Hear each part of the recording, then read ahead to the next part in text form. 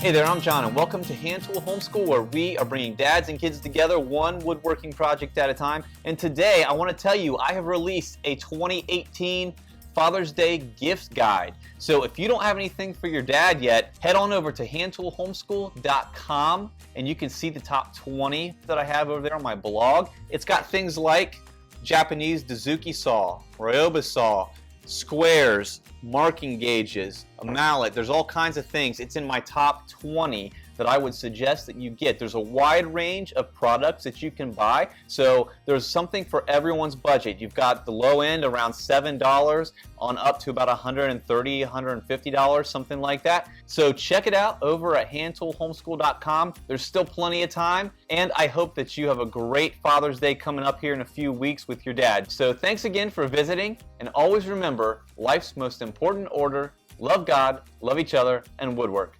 We'll see you next time.